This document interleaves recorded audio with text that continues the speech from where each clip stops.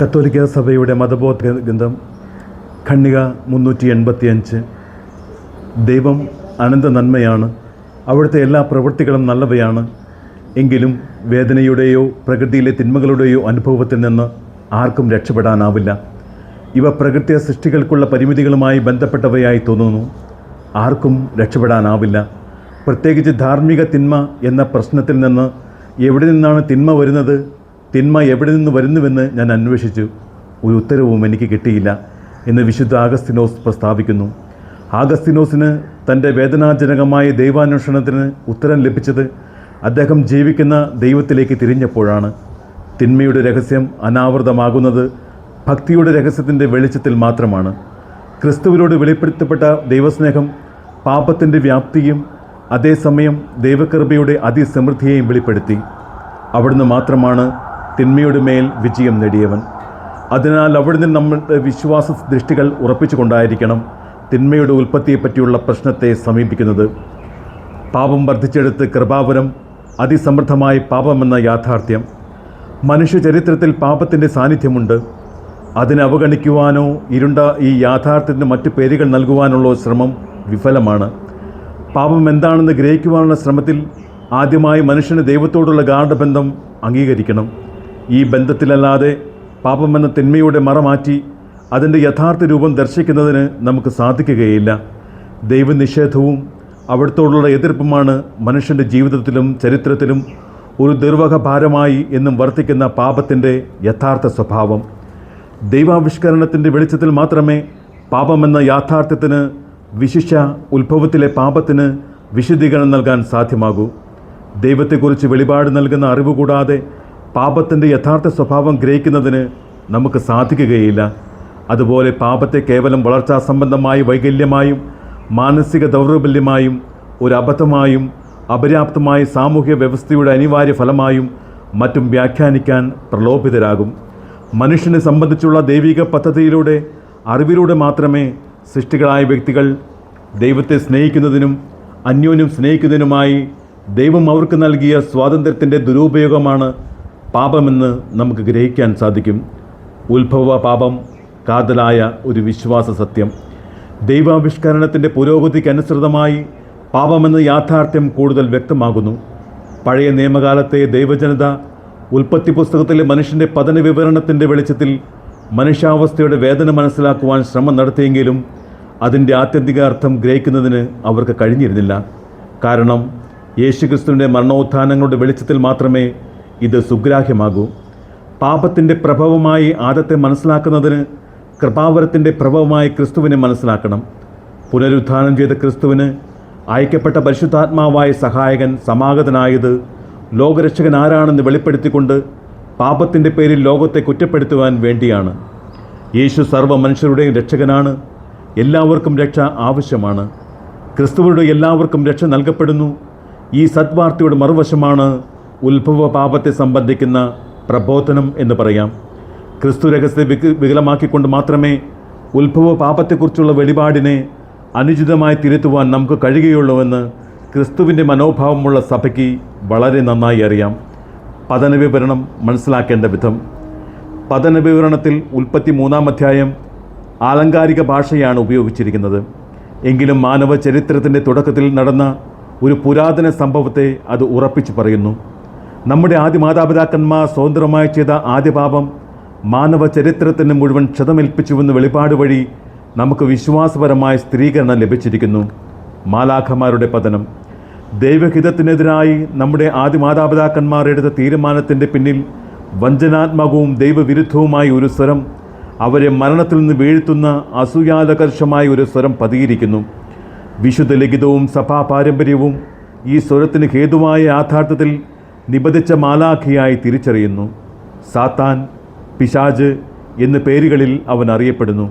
അവ ആദ്യം ദൈവസൃഷ്ടിയായ ഒരു നല്ല മാലാഖിയായിരുന്നുവെന്നാണ് സഭാപ്രബോധനം. പിശാചും മറ്റു ദുർഭൂതങ്ങളും പ്രകൃത്യാ നല്ലവരായി ദൈവത്താൽ സൃഷ്ടിക്കപ്പെട്ടവരായിരുന്നു. എങ്കിലും അവർ സ്വയം ദാസരായിത്തീർന്നു. ഈ മാലാഖമാരുടെ പാപത്തെക്കുറിച്ച് വിശുദ്ധ ലിഖിതം പ്രസ്താവിക്കുന്നുണ്ട്. മൗലികമായും തിരിച്ചെടുക്കാനാവാത്ത വിധത്തിലും ദൈവത്തെയും അവിടുത്തെ ഭരണത്തെയും നിരാകരിച്ച സൃഷ്ടികളായ അരൂപികളുടെ സ്വതന്ത്രമായ തിരഞ്ഞെടുപ്പിലാണ് മാലാഖമാരുടെ പതനം അടങ്ങിയിരിക്കുന്നത്. നമ്മുടെ ആദിമാതാക്കന്മാരോട് പ്രലോഭകൻ പറഞ്ഞ വാക്കുകളിൽ ആ നിഷേധത്തിൻ്റെ അലയടി നാം കേൾക്കുന്നു. നിങ്ങൾ ദൈവത്തെ പോലെ ആയിത്തീരും. പിശാച് ആദ്യം മുതലേ പാപം ചെയ്യുന്നു. അവൻ നുണയനും നുണയുടെ പിതാവുമാണ്. ദൈവത്തിൻ്റെ അനന്തകാരുണ്യത്തിൻ്റെ കുറവല്ല, പ്രത്യുത മാലാഖമാരുടെ തീരുമാനത്തിൻ്റെ തിരുത്താനാകാത്ത സ്വഭാവമാണ് അവരുടെ പാപത്തെ അക്ഷന്ത വ്യക്തമാക്കുന്നത്. മരണശേഷം മനുഷ്യർക്ക് മനസ്താപം സാധ്യമല്ലാത്തതുപോലെ മാലാഖമാർക്ക് അവരുടെ പതനശേഷം മനസ്താപം സാധ്യമല്ല. ആരംഭം മുതലേ കൊലപാതകി എന്ന് യേശു വിശേഷിപ്പിക്കുന്നവൻ്റെ ആപത്കരമായ സ്വാധീനത്തെക്കുറിച്ച് വിശുദ്ധ ഗ്രന്ഥം സാക്ഷി നൽകുന്നു.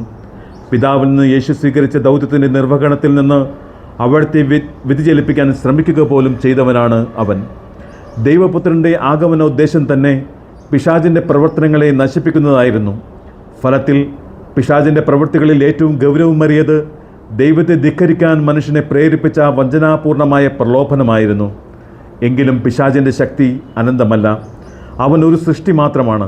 പൂർണ്ണമായ അരൂപി എന്ന നിലയിൽ അവൻ ശക്തനാണെങ്കിലും അവൻ എന്നും ഒരു സൃഷ്ടിയാണ്. ദൈവരാജ്യത്തിൻ്റെ നിർമ്മിതി തടയാൻ അവൻ ശക്തനല്ല. ദൈവത്തോടും യേശുക്രിസ്തുവിൽ സാക്ഷാത്കൃതമാകുന്ന ദൈവരാജ്യത്തോടും തികഞ്ഞ വിദ്വേഷത്തോടെ പിശാച് ഈ ലോകത്തിൽ പ്രവർത്തിച്ചേക്കാം. അവൻ്റെ പ്രവർത്തനം ഓരോ മനുഷ്യനും സമൂഹത്തിനും ആത്മീയവും പരോക്ഷമായി ശാരീരികമായി പോലുമുള്ള ഗൗരവതരമായ ഉപദ്രവങ്ങൾ വരുത്തിവെക്കുന്നതിനുമാകാം.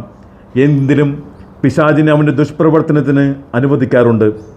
ശക്തിയോടും സൗമ്യതയോടും കൂടി മനുഷ്യൻ്റെയും ലോകത്തിൻ്റെയും ചരിത്രത്തെ നിയന്ത്രിച്ച് നയിക്കുന്ന ദൈവപരിപാലന പിശാചിനെ അവൻ്റെ പ്രവർത്തനത്തിന് അനുവദിക്കാറുണ്ട്. പൈശാചിക പ്രവർത്തനത്തെ ദൈവം അനുവദിക്കുന്നു എന്നത് ഒരു വലിയ രഹസ്യമാണ്. എങ്കിലും നമുക്കറിയാം, ദൈവത്തെ സ്നേഹിക്കുന്നവർക്ക് എല്ലാം നന്മയ്ക്കായി അവിടുന്ന് ക്രമീകരിക്കുന്നുവെന്ന്.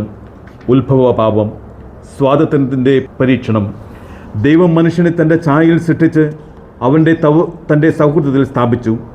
ദൈവത്തോടുള്ള സ്വതന്ത്രമായ വിധേയത്വത്തിലൂടെ അല്ലാതെ ഈ സ്നേഹബന്ധത്തിൽ ജീവിക്കുവാൻ ആത്മീയ സൃഷ്ടിയായ മനുഷ്യന് സാധ്യമല്ല.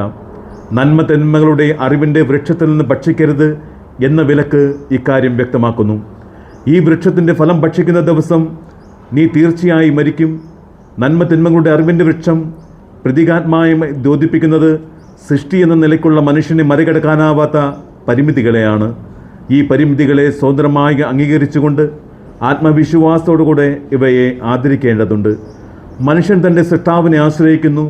സൃഷ്ടി നിയമങ്ങൾക്കും സ്വാതന്ത്ര്യം നിയന്ത്രിക്കുന്ന ധാർമ്മിക അനുശാസനങ്ങൾക്കും അവൻ വിധേയനാണ്. മനുഷ്യൻ്റെ ആദ്യ പാപം. പിശാചിൻ്റെ പ്രലോഭനത്തിന് വിധേയനായ മനുഷ്യൻ അവൻ്റെ സൃഷ്ടാവിലുള്ള വിശ്വാസം അവൻ്റെ ഹൃദയത്തിൽ നിർജ്ജീവമാക്കി. സ്വാതന്ത്ര്യം ദുർവിനിയോഗിച്ചുകൊണ്ട് ദൈവകൽപ്പന ലംഘിച്ചു. മനുഷ്യൻ്റെ ആദ്യ പാപം ഇതിൽ അടങ്ങിയിരിക്കുന്നു. തുടർന്നുള്ള എല്ലാ പാപങ്ങളും ദൈവത്തോടുള്ള വിധേയരാഹിത്യവും അവിടുത്തെ നന്മയിലുള്ള വിശ്വാസരാഹിത്യവുമാണ്. ആദ്യ പാപത്തിൽ മനുഷ്യൻ തനിക്ക് തന്നെ ദൈവത്തെക്കാൾ പ്രാധാന്യം നൽകുകയും ദൈവത്തെ നിന്ദിക്കുകയും ചെയ്തു. ദൈവത്തിനെതിരായി ദൈവത്തെക്കാൾ ശ്രേഷ്ഠനായി അവൻ സ്വയം തിരഞ്ഞെടുത്തു. സൃഷ്ടി എന്ന നിലയിൽ തനിക്ക് നിരക്കാത്തതും തദ്വാര തൻ്റെ തന്നെ നന്മയ്ക്ക് എതിരായതും അവൻ ചെയ്തു. വിശുദ്ധിയുടെ അവസ്ഥയിൽ അവരോധിപ്പിക്കപ്പെട്ട മനുഷ്യൻ ദൈവമഹത്വത്തിൽ പൂർണ്ണമായി ദൈവികനാക്കപ്പെടുവാൻ നിയോഗിക്കപ്പെട്ടിരിക്കുന്നു. എന്നാൽ പിശാചിനാൽ പ്രലോഭിതനായ അവൻ ദൈവത്തെ കൂടാതെ ദൈവസമക്ഷം ദൈവഹിതത്തിന് വിരുദ്ധമായി ദൈവത്തെ പോലെ ആകാൻ ആഗ്രഹിച്ചു. ആദ്യത്തെ ഈ അനുസരണമില്ലായ്മയുടെ ദുരന്തഫലങ്ങളെ വിശുദ്ധ ലിഖിതം ചൂണ്ടിക്കാണിക്കുന്നുണ്ട്. ആദത്തിനും ഹവ്വയ്ക്കും അവരുടെ ഉത്ഭവവിശുദ്ധിയുടെ കൃപാവരം തൽക്ഷണം നഷ്ടമാകുന്നു. ദൈവത്തെ അവർ ഭയപ്പെടുന്നു. ദൈവത്തെപ്പറ്റി വികലമായ ഒരു ധാരണ, തൻ്റെ പ്രത്യേക അവകാശാധികാരങ്ങളെ പ്രതി അസൂയാലുവായ ഒരു ദൈവത്തെക്കുറിച്ചുള്ള ധാരണ അവർ മനസ്സിൽ രൂപീകരിക്കുന്നു. ഉത്ഭവനീതിയുടെ അവസ്ഥയിൽ ആദ്യ മാതാപിതാക്കന്മാരുണ്ടായിരുന്ന സന്തുലിതാവസ്ഥ നശിപ്പിക്കപ്പെട്ടു. ആത്മാവിൻ്റെ ആന്തരിക ശക്തികൾക്ക് ശരീരത്തിൻ്റെ മേലുണ്ടായിരുന്ന നിയന്ത്രണം ഭേദിക്കപ്പെട്ടു. സ്ത്രീ പുരുഷ ബന്ധം സംഘർഷാത്മകമായി. ലൈംഗിക ദുരാശയും ആധിപത്യവും അവരുടെ ബന്ധങ്ങളിൽ പ്രത്യക്ഷമായി. ഇതര സൃഷ്ടികളുമായുള്ള പൊരുത്തവും ശിഥിലമായി. സൃഷ്ടപ്രപഞ്ചം മനുഷ്യന് അന്യവും വിരുദ്ധവുമായി. മനുഷ്യൻ നിമിത്തം സൃഷ്ടപ്രപഞ്ചം ജീർണതയുടെ അടിമത്തത്തിന് വിധേയമായി അവസാനമായി ദൈവത്തെ നിരസിക്കുന്നതിൻ്റെ അനിവാര്യ ഫലമെന്ന് സ്പഷ്ടമായി അറിയിച്ചിരുന്ന ദുരന്തവും സംജാതമായി. മനുഷ്യൻ മണ്ണിലേക്ക് തന്നെ മടങ്ങും. എന്നാൽ അതിൽ നിന്ന് എടുക്കപ്പെട്ടവനാണവൻ. അങ്ങനെ മരണം മനുഷ്യ ചരിത്രത്തിലേക്ക് പ്രവേശിക്കുന്നു.